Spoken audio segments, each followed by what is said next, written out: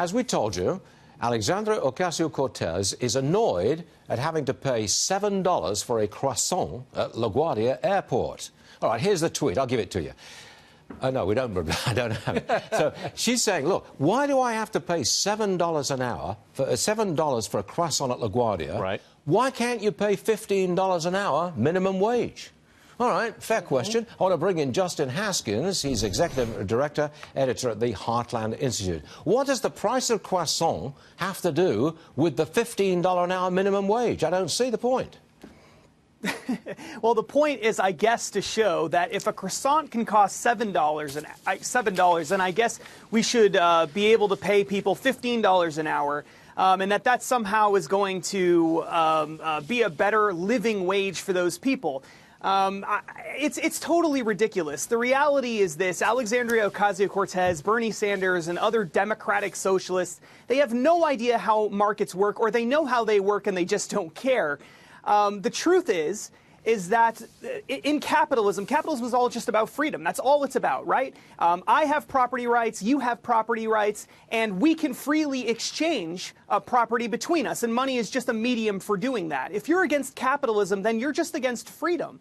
And that's really what Alexandria Ocasio-Cortez wants, is to get rid of freedom in the economy so that she and people like her can decide what croissants cost, what labor is worth to people. She wants legislated wages. She wants legislated wages, so she can say, you got to pay this, this, and this all over the place. Now, Justin, I want to get your opinion on what Bernie Sanders said in an NPR interview. I'm going to quote now. What I mean by democratic socialism is that I want a vibrant democracy. Seems to me that those two may be opposite ideas. What say you?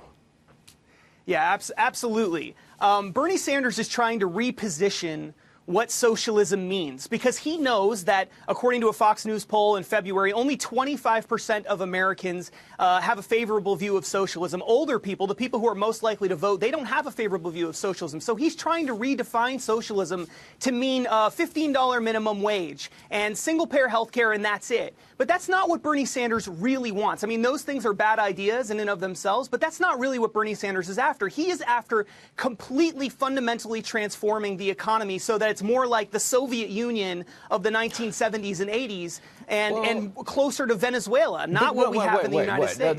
No, that's going too far. I mean, he's not a communist, for heaven's sake. He's a democratic socialist, and Europe is his model.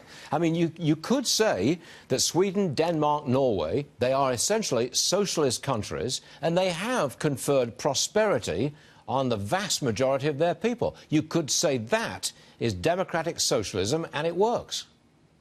Yeah, that's the argument that Bernie Sanders makes all the time, but it's actually not true. If you look at the analyses that have been done by the Cato Institute and the Heritage Foundation, they show that in Sweden, Denmark, Norway, Iceland, etc., their economies are actually freer than ours in many areas. In other areas, they're not as free, and the people are not really better off there. The point is that they have market-based capitalistic economies.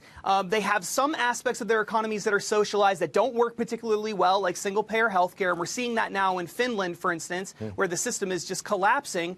But these are not socialist utopias. They have a broad-based tax system. They tax even the poorest people in society, pay a huge part of the tax burden. They have very few business regulations compared to some parts of the United States. These are not socialist utopias. They have balanced budgets. I mean, is Bernie Sanders calling for balanced budgets? Of course not. That's not what Bernie Sanders wants. He wants to control the entire economy. That's the goal that Bernie Sanders and Alexandria Ocasio have. Is the Democratic Party, in your view, now a socialist party?